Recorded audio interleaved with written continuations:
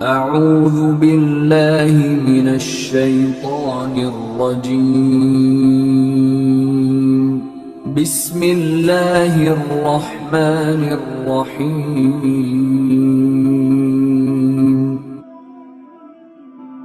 سوال و جواب میں پہلا جو سوال آج کا ہے اس کے حوالے سے دینی طالبات اور دینی معلمات جو قرآن پڑھانے والی ہیں اور طالبات جو قرآن سیکھنے والی ہیں، ایام مخصوصہ میں جو ایک عورت کو بالغ عورت کو آتی ہیں،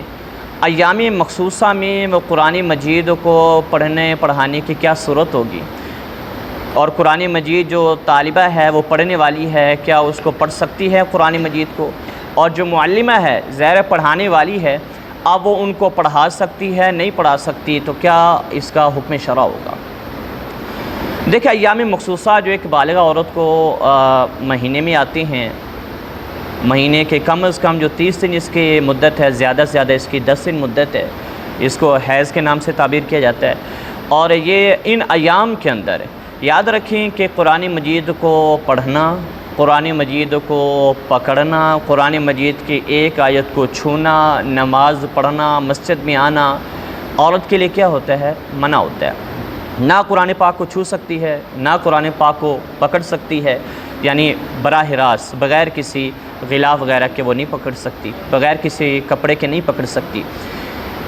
اور اسی طریقے سے وہ تلاوت قرآن پاک بھی نہیں کر سکتی، قرأت بھی نہیں کر سکتی۔ تو پھر کیونکہ آقا کریم علیہ السلام کے حدیث پاک کے حضرت عبداللہ ابن عمر رضی اللہ تعالیٰ عنہ اس کے راوی فرماتے ہیں، قال لا تقرأ الحائض ولا الجنب شیئا من القرآن، جو حائضہ عورت ہے اور جو جنوبی ہے اس پر قرآن مجید سے کچھ بھی پڑھنا نہ چاہیے، وہ قرآن مجید سے نہیں پڑھ سکتا۔ حائضہ تو وہ جس کو ایام مخصوصہ مہینے میں ایک دفعہ آتی ہیں وہ حائضہ ہوتی ہے۔ جنوبی وہ شخص جس پر غسل لازم ہو جاتا ہے، کسی بھی وجہ سے اس پر کیا ہے؟ غسل لازم ہے، تو اس شخص کو جنوبی کہتے ہیں۔ اب دونوں کا حکم یہی ہے، نہ قرآن پاک چھو سکتے ہیں نہ قرآن پاک کو پڑھ سکتے ہیں۔ اب جو معلمات ہیں، طالبات ہیں، اگر وہ ایام سے ہوں اور سلسلہ تعلیم جاری بھی رکھنا چاہتی ہیں، کیونکہ جو حفظ والی طالبات ہوں گے اگر وہ چھٹی کر لیں تو حفظ بھول جانے کا کیا ہے؟ خدشہ ہے ان کو۔ اب وہ سلسلہ شروع کرنا چاہتی ہیں تو کیا صورت ہوگی وہ سلسلہ شروع کرنے کی؟ تو دیکھیں، قرآن مجید کو وہ توڑ کر ہجے کر کے پڑھ سکتی ہیں، ہجے کر کے ان کو پڑھ سکتی ہیں، یا بہار شریعت کے اندر بھی ہے، اور اسی طریقے سے یہ در مختار کے اندر بھی ہے، جو عورت حالت حیض و نفاس کے اندر بھی ہے۔ نفاس والی عورت وہ ہوتی ہے جس نے بچے کو جنم دیا ہے، اور بچے کو جنم دینے کے بعد اس کے ایام شروع ہوتی ہیں، یعنی اس کو خون آتا ہے۔ اب اس کی زیادہ سے زیادہ جو مدت ہے وہ 40 دن ہے، اور کم کی کوئی حد بھی نہیں ہے۔ ان ایام میں بھی، ایام نفاس میں بھی اور ایام حیض میں بھی عورت قرآن مجید کو پڑھ نہیں سکتی۔ اگر عورت اس ایام میں ہے، ان ایام میں، تو قرآن مجید کا تعلیم کا سلسلہ اس نے شروع رکھنا ہے، تو یہ صورت ہوگی کہ قرآن مجید کو بغیر نیت قرأت کے قرآن پڑھنے کی نیت نہیں کرنی، اور اس طریقے سے کہ الگ الگ توڑ کر قرآن مجید کو پڑھے تو اس کی گنجائش ہے۔ جیسے مثلا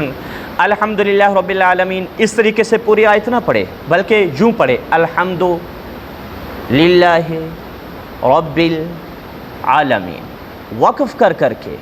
گیپ کر کے پڑھے، اور اس میں تلاوت کی نیت بھی نہ کرے، تو کیا ہے اس کا اس طریقے سے قرآن مجید پڑھنا، یعنی ان الفاظ کو دہرانا کیا ہے؟ جائز ہو جائے گا، کیونکہ یہ قرأت کی نیت بھی نہ ہوگی اور پھر توڑ کر اس کو پڑھا جائے گا، تو اس کی کیا ہے؟ اجازت ہے۔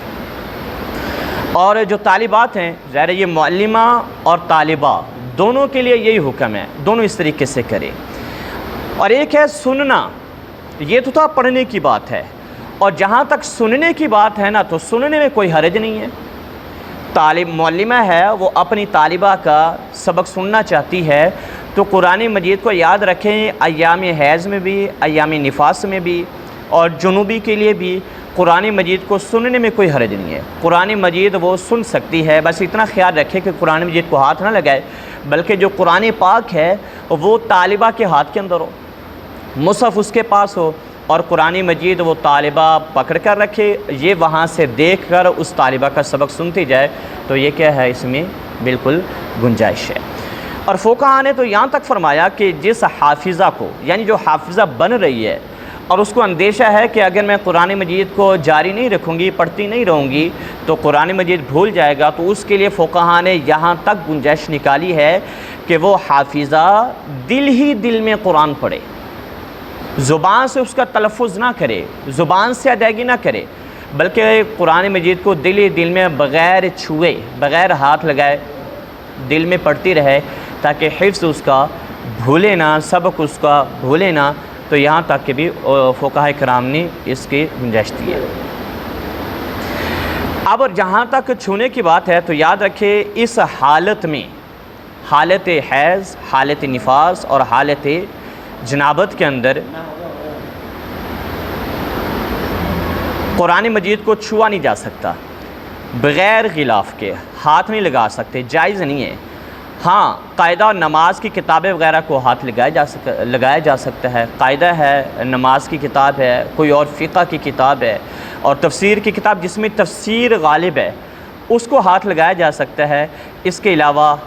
باقی قرآن پاک کو بغیر غلاف کے، بغیر کسی کپڑے کے حائضہ عورت یا جنوبی یا نفاس والی اس کو چھو سکتی نہیں ہے۔ خلاصہ یہ ہوا کہ قرآن مجید حیض والی پڑھ نہیں سکتی، نفاس والی پڑھ نہیں سکتی، لگاتار قرآن کی نیت سے، البتہ ہجے کر کے توڑ کر کے اس کو پڑھ سکتی ہے، ایسے ہی طالبہ توڑ کر کے اس کو پڑھ سکتی ہے۔ اور اسی طریقے سے حافظہ وہ جس کو قرآن مجید بھولنے کا اندیشہ ہے، بغیر زبان سے تلفظ کیے دل ہی دل میں قرآن مجید کو کیا کر سکتی ہے، پڑھ سکتی ہے، یا تک گنجائش ہے۔ اور قرآن مجید کو چھوا نہیں جا سکتا، ہاں کپڑے کے ساتھ اگر کوئی ہاتھ لگائے تو پھر اس طریقے سے بھی ہاتھ لگایا جا سکتا ہے۔ واللہ اعلم ورسولہ اعلم، صلی اللہ تعالی علی محمد، صلو علی الحبیب۔